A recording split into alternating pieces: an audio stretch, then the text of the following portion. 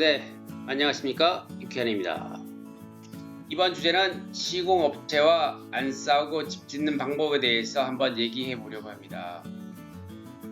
어제 기초 콘크리트 타설을 끝내고 잠깐 짬이 나서 유튜브를 한번 올려보려고 합니다.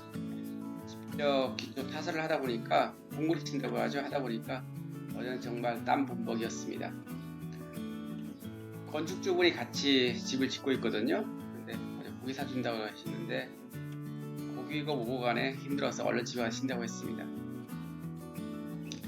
일을 하면서 유튜브 올리는 건 사실 굉장히 어렵습니다. 현장에서 일하면 힘들잖아요, 그죠?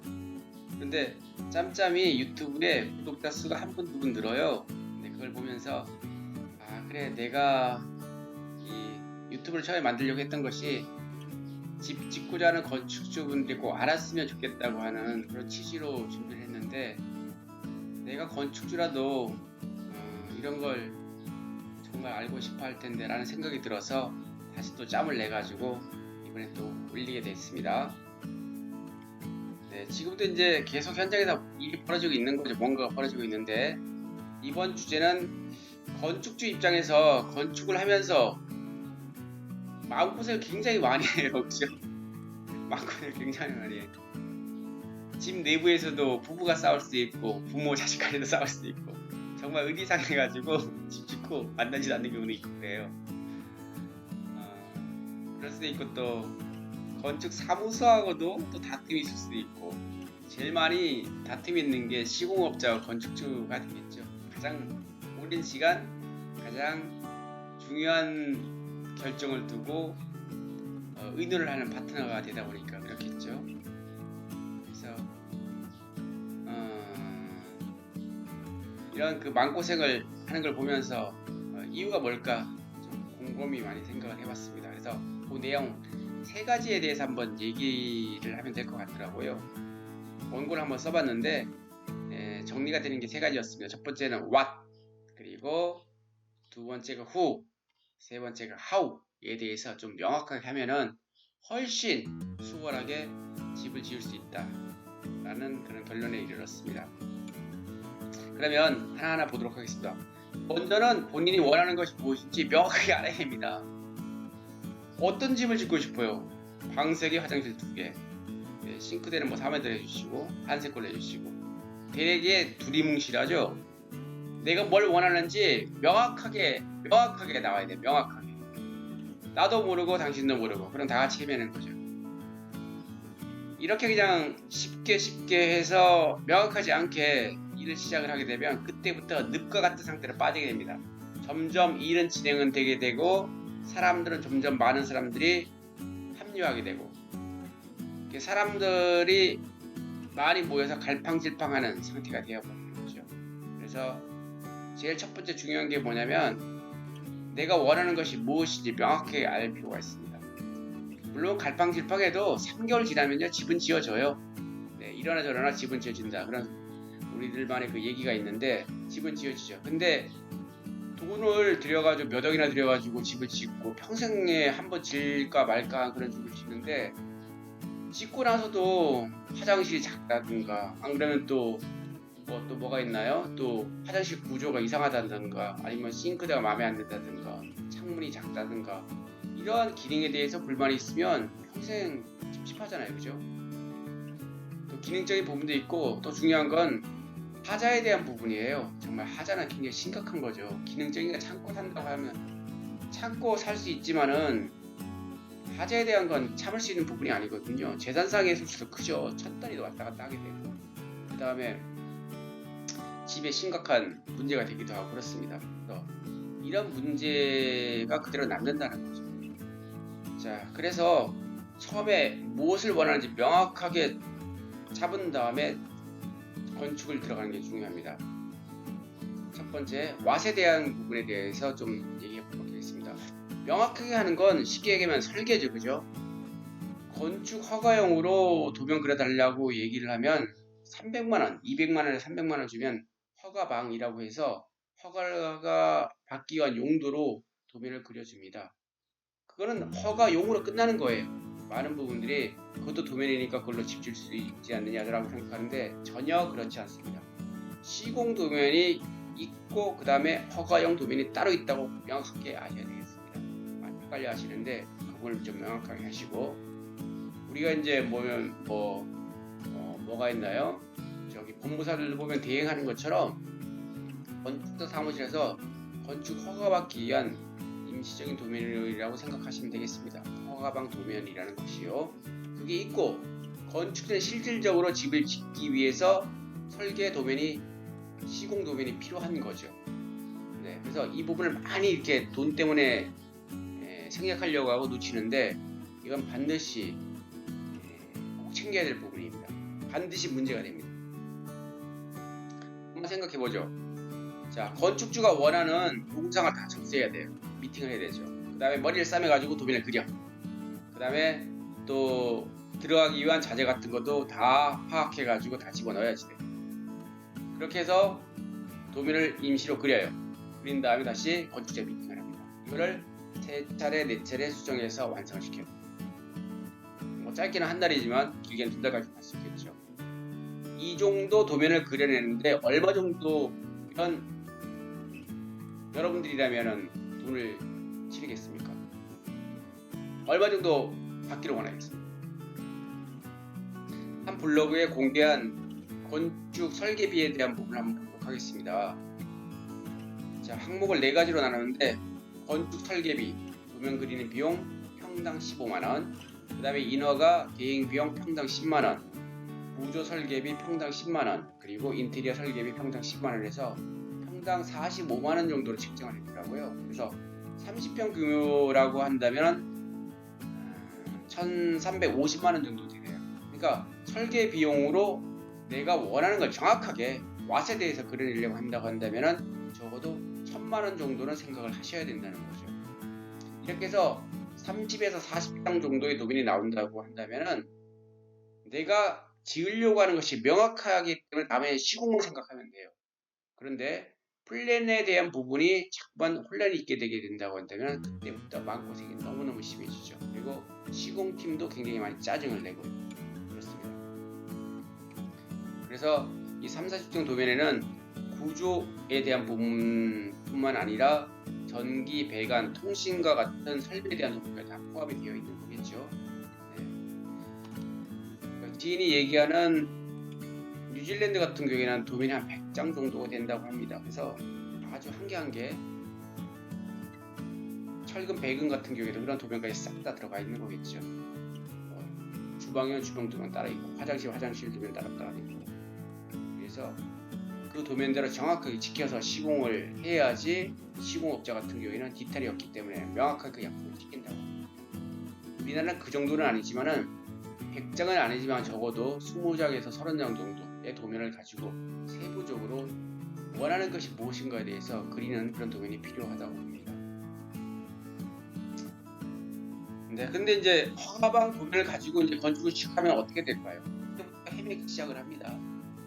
자, 건축 비용이 정해져 있어요.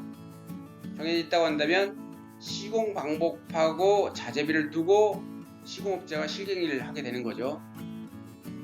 비용은 정해져 있는데 인건비가 더 드는 형태로 시공 방법을 해달라고 해요. 그럼 싫어하겠죠. 두 번째, 어느 정도의 자재비가 정해져 있는데 더 좋은 자재를 써달래요. 이것 또한 난색을 펴야겠죠. 이렇게 되면은 집 지으면서 짓기 전에 계속 싸움이 시작되는 거예요. 네, 서로 피곤한 거죠. 그래서 다른 건 모른다고 할지라도 우리가 일반적으로 시공업자를 잘 선정해야 된다고 하는 사실은 잘 알고 있는데 그와 못지않게 설계 도면에 대한 부분들을 꼭 챙겼으면 좋겠습니다. 이게 가장 큰 발달이 되지 않을까 싶습니다. 자, 두 번째는 누구한테 맡길 것인가와 관련된 내용입니다. 업체를 정해야 되잖아요. 그러면 어떻게 하면 되냐면요, 박람회 같은 데 가서 덜컥 계약하지 마시고 뭐 인터넷이나 유튜브 같은 데 보면 여러 업체들이 있으니까, 아니면 지인 소개를 하든 어쨌든 간에 리스트를 정한 다음에 집 지은 걸 많이 둘러보셨으면 좋겠어요. 네, 현장 직접 가서 진짜 그 좋은 집 구할 때도 보면 발품 많이 팔아야 된다고 하는데 저는 전적으로 그게 맞다고 봐요. 정말로 똑같아요. 몰라요. 건축 시공하는 사람들은 사사치 그 내용을 알고 있지만은 건축주 같은 경우에는 그 기술적인 거라든가 아니면 그 다음에 자재와 관련된 내용들을 사사치 알 수가 없어요. 너무나 많은 자재도 쓰이고 방법들이 있기 때문에 전문적 영역이기 때문에 그렇습니다. 그래서 하지만 그 리스크를 최소한 줄이기 위해서는 우리가 보는 눈이 있잖아요. 방법은 몰라도. 그래서 완성된 집을 보는 것이 아니라 기초할 때도 가서 한번 보시고 그 다음에 또 골조할 때도 가서 보시고 그 다음에 지붕, 벽체, 외장재 할 때도 한번 보시고 설비할 때도 보시고 주방할 때도 보시고 엎기 전에 내용들을 많이 봤으면 좋겠습니다. 그때 리얼한 그 현장에 시공하는 모습들이 드러나기 때문에 그렇죠. 엎은 다음에 보시는 건 그거는 화장한 다음에 치장한 다음에 껍데기만 보는 거기 때문에 굉장히 정확도가 떨어진다고 봅니다. 사실은 현장 같은 경우에는 보면은 주말에 현장에 사람이 없잖아요. 한번 가서 보는 것도 양해 구하고 보는 것도 방법이라고 생각을 합니다. 굉장히 중요합니다. 그래서 한 군데 정해가지고 그냥 대략 서치해서 결정하지 마시고 현장을 가서 꼭 보내드립니다. 네. 자, 그 다음에 또 필요하다고 한다면은 입주해서 사시는 분하고 미팅하는 것도 좋겠죠. 그분 같은 경우에는 건축주와의 관계, 그 다음에 시공업체의 관계 양쪽을 다 고려해서 객관적인 입장에서 얘기를 해주겠죠. 말해놓고 덜컥 책임지게 된다고 한다면은 부담이 되니까 객관적인 얘기를 하겠죠, 그죠? 조심스럽게. 하지만 살아본 사람들, 그 다음에 집을 직접 같이 지어본 사람 같은 경우에는 이게 사실적인 얘기를 해주겠죠. 그런 것이 너무너무 중요하다고 생각합니다. 온라인 정보와 오프라인 정보가 훨씬 강력하게 내가 의사결정을 하는데 필요하다고 생각을 합니다. 그래서 명확한 설계되면 그 다음에 두 번째 내가 믿을 수 있는 시공업체 정했죠. 그러면 굉장히 많이 해결된 거죠, 사실은. 네. 두 가지만 돼도 거의 저는 막고에 그렇게 심의하지 않다고 생각을 합니다. 자, 세 번째는 뭐냐면 좀 더 명확하게 또 하는 게 뭐냐면 내가 시공업체와 계약을 맺는 데 있어서 계약서를 명확하게 작성을 하는 거죠. 아예 시비거리를 없애는 겁니다. 그래서 이제 시공계약서에는 내가 돈을 어떤 형태로 지급할 것인가와 관련된 내용도 나와 있고, 두 번째 하자 처리와 관련된 것도 명기가 되어 있고, 또 세 번째는 또 뭐가 있나요? 시공 방법에 대한 것도 나와 있을 수 있고요. 그 다음에 마감 자재, 그 다음에 골조 자재, 지붕 외벽 자재와 관련된 내용들이 다 명기가 되어 있죠. 그 다음에 주방 같은 경우에는 어디 제품을 쓸 것인가, 그 다음에 화장실 수전 같은 경우에는 어떤 걸 쓸 것인가, 이런 것들이 다 나와 있죠. 그러니까 정확하게 약속을 해서 선을 그었기 때문에 그 다음에 해준이 많이에 대해서 얘기할 필요가 없는 거예요. 네. 근데 그 약속이 명확하게 정해지지 않으면 그 다음부터는 각자 유리한 쪽으로 해석을 하기 때문에 문제가 되는 거예요. 네. 그래서 저는 선이 되게 중요하다. 선을 긋는 거죠. 명확하게 선을 긋는 거예요. 이것까지는 해주시고 이것까지는 내가 비용 부담하겠습니다. 이것까지는 당신이 해주세요. 라고 선을 긋는 거죠. 선이 애매모호하면은 선을 넘기죠. 그죠? 그렇게 되면 서로 분쟁이 있는 거죠.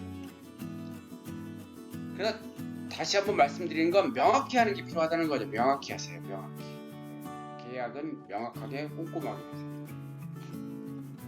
꼼꼼하게 계약서 쓰려면 한국인 체질은 좀 안 맞는 것 같아요. 하지만요, 일을 할 때 있어 돈이 왔다 갔다 하는 그 계약 같은 경우에는 꼼꼼하게 계약을 하는 것이 서로가 뒤탈이 없습니다. 네. 보면은 이제 자기가 손에 안 보려고 하잖아요. 그러다 보면 싸우게 되는 거죠. 그래서 애초에 싸우려고 하는 것이 아니라 상황이 그렇게 맞는 거라고 봅니다. 네. 그래서 꼭 꼼꼼하게 계약서 작성해서 시공할 것을 권해드립니다. 다시 한번 정리를 한번 해보죠.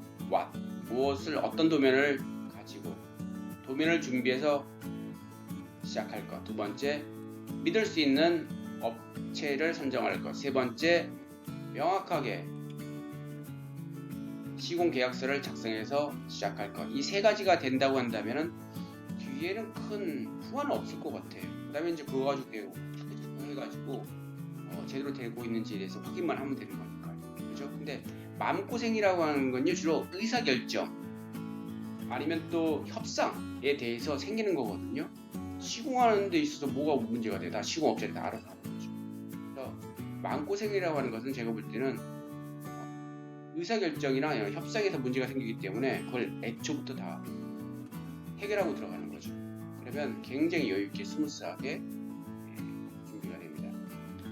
플랜을 짜고 실행을 하는 데 있어 우리나라 사람들이 굉장히 약한 거죠. 플랜 기능이 약하다고 생각합니다. 플랜에 대해서 준비할 것을 정확하게 한 다음에 액션, 실행에 들어갔으면 되는 게 제 생각입니다. 자, 집을 지으면요. 지금 집 지은 지 한 2주 정도 됐나요? 네, 됐는데 건축주들이 빨리 했으면 좋겠대요.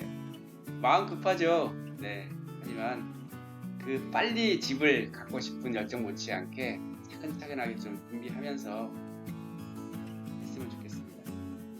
플랜 짜고 실행하는 데 있어 두 개가 짬뽕이 된다거나 사람들이 많이 모여들게 돼서 같이 일을 하게 되면 그때부터 번잡스러워집니다. 그래서 플랜 짤 때 플랜 짜고 그 다음에 실행할 때 실행하고 이렇게 집을 짓는다고 한다면 마음고생이 훨씬 덜할 거라고 생각합니다. 건축주도 편하면 시공업자도 편하고 편한 거고요. 네. 그래서 세 가지에 대해서 이번 시간에 한번 얘기해 봤습니다. 다음에는요 또 시공 과정에 대해서 제가 생각하는 것들에 대해서 계속 올리도록 하겠습니다.